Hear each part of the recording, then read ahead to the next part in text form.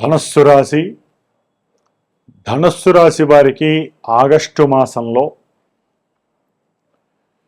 ముఖ్యంగా గ్రహాల యొక్క గోచార గమన స్థితులను గనక గమనించినట్లయితే తృతీయంలో రాహువు అన్నిట్లా విజయం, అట్లాగే చతుర్థంలో వక్రించినటువంటి శని, ఏదైనా గృహ సంబంధిత, భూ సంబంధిత, వాహన సంబంధిత, మాతృ సంబంధిత విషయాలలో ఇబ్బందులు ఏదైనా తలెత్తుతున్న వాళ్ళకి కొంతవరకు వెనక్కి తగ్గే అవకాశము, కొంత ముందుకు పరిగెత్తేటటువంటి అవకాశము శని భగవంతుడు ఇస్తున్నాడు. సప్తమంలో కుజుడు, ఇది కొంచెం సంతానపరమైనటువంటి వాగ్వాదము, సంతానపరమైనటువంటి సమస్యలు, వివాహ ప్రతిబంధకాలు, ప్రతికూలత్వము. ఎందుకంటే చంద్రరాశి అయినటువంటి ధనుస్సు రాశి నుంచి సప్తమంలో కుజుడు యొక్క ప్రయాణము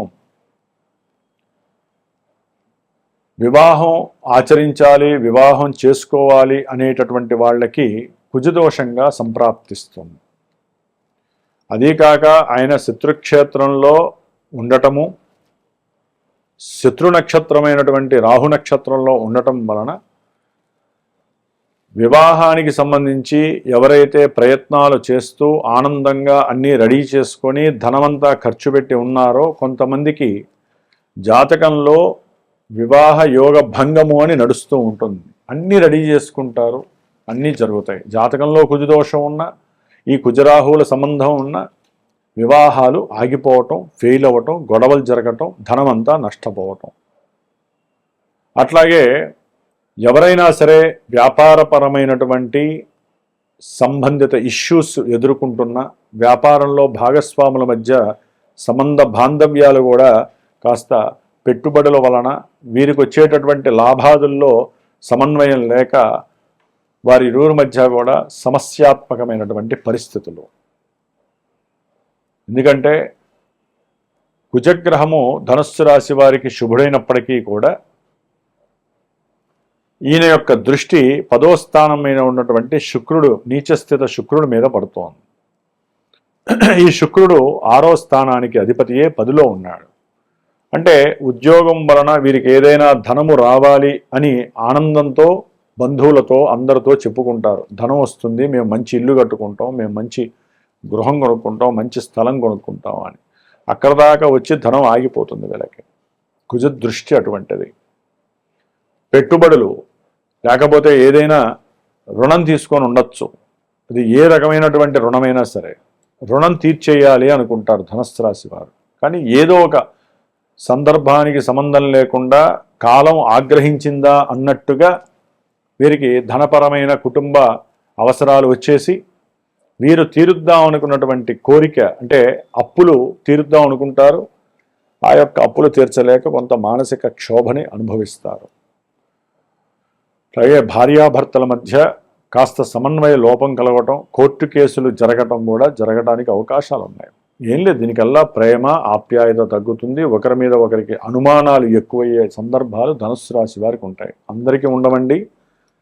జన్మజాతకాలలో దశలు, అంతర్దశలు ఏం జరుగుతున్నాయో ఆ యొక్క దశానాథులు జాతకంలో ఆధిపత్యం ఏమిటి, వారు జాతకంలో ఏ స్థానాల్లో నీచలో ఉన్నారో ఉచ్చలో ఉన్నారో చూసుకుంటూ, ఏ నక్షత్రాల్లో ఉన్నారో చూసుకుంటూ, ఇప్పుడు గోచారంలో వారు ఎక్కడున్నారో దాన్ని బట్టి మానసిక ప్రయోగం జరుగుతూ ఉంటుంది. మనసు బాధపడటమా ఆనందపడటమా జరుగుతూ ఉంటాయి.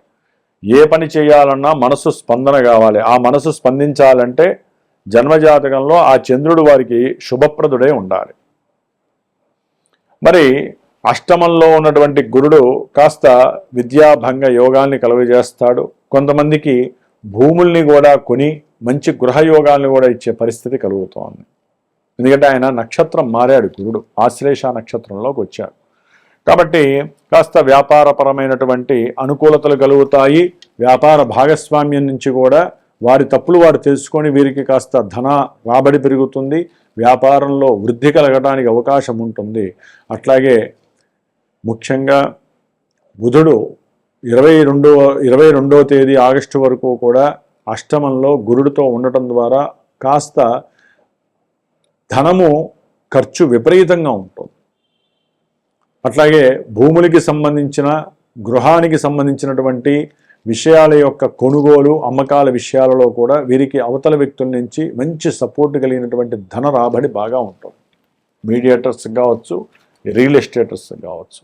తర్వాత రవితో ముఖ్యంగా మనకి మాస ఫలితాలలో ఈ రవి ఆగస్టు 17 తర్వాత కాస్త 9వ భావంలోకి వచ్చినప్పుడు కాస్త ఊరట కలుగుతుంది వీళ్ళకి. తండ్రితో ఆప్యాయంగా ఉండటం, తండ్రికి సహాయ సహకారాలు చేయటం, అట్లాగే తండ్రి యొక్క ఉద్యోగం కొంతమందికి వీరికి రావటం, కొంతమంది అయితే జన్మజాతకంలో యోగం లేకపోతే ఈ ఉద్యోగాలు పోవటం.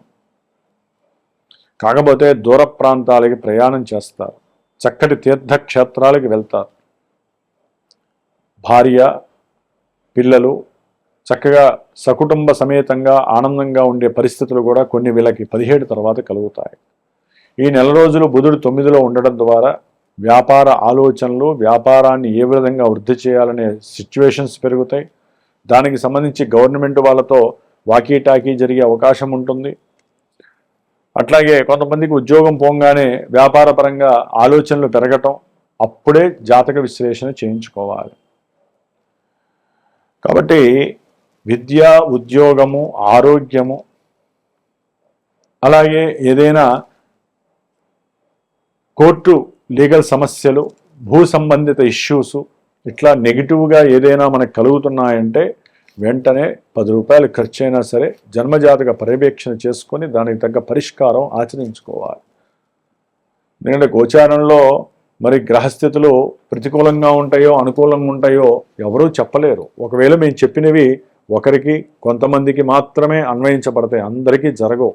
దీనికి రిఫ్లెక్టివ్గా కూడా జరుగుతూ ఉంటాయి.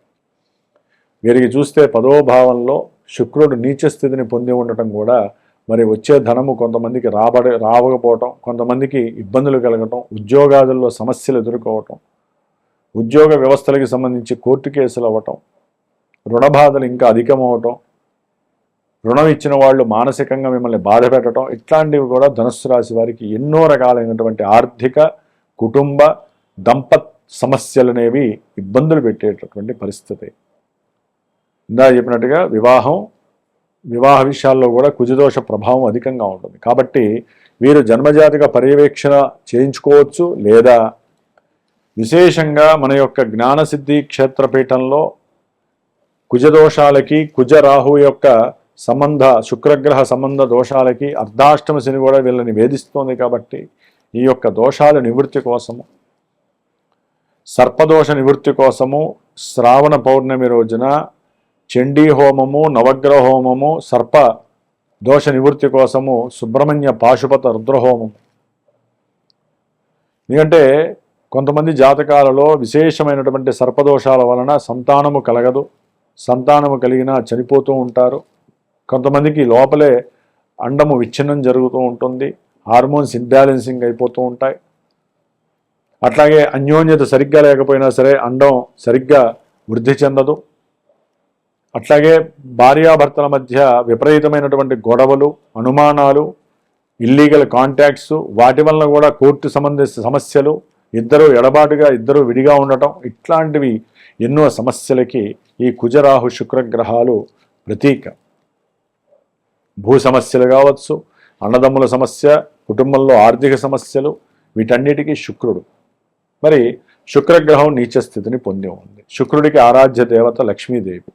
కాబట్టి ఇన్ని రకాల గ్రహస్థితులు మనల్ని వేధిస్తున్నప్పుడు ఈ యొక్క ఇలాంటి కార్యక్రమాలలో మీ యొక్క గోత్రనామాదులు తెలియజేస్తూ మీరు కూడా పాల్గొనే అవకాశం తీసుకున్నట్లయితే దూరంగా ఉన్నా ఎక్కడున్నా చేయించేటటువంటి వాడిని నేనే. కాబట్టి నా యొక్క సంకల్పంతో మీ యొక్క యోగక్షేమాలు కోరి మరి 18 రోజులు సర్పసూక్తము, దుర్గా సూక్తము, మంజు సూక్తములతో విశేషమైనటువంటి జపాలు చేసి సుబ్రహ్మణ్యేశ్వర స్వామి ప్రతిమ, లక్ష్మీదేవి ప్రతిమని మీకు ఈ హోమం అయిపోయిన తర్వాత ఆ భస్మము రక్షగా మీకు పంపించేటటువంటి అవకాశాన్ని స్వీకరిస్తున్నాను. కాబట్టి ఎవరైనా సరే సమస్యలు అనుభవించేటటువంటి వాళ్ళు ఇలాంటి కార్యక్రమాలు మనకి చాలా తక్కువ ప్రమాణంతో చక్కగా జరిగే అవకాశాలు ఉంటాయి. కాబట్టి పీఠం ద్వారా జరిగేవి ఎక్కడా కూడా మీకు దోషభుయుక్తంగా ఉండవు, అంతా పర్ఫెక్ట్గా జరిగిపోతూ ఉంటాయి. కాబట్టి అలాంటి అవకాశాన్ని ఈ యొక్క ధనుస్సు రాశి వారు పొందండి. అర్ధాష్టమ శని, కుజదోషాన్ని, శుక్రగ్రహ దోషాన్ని నివృత్తి చేసుకోండి.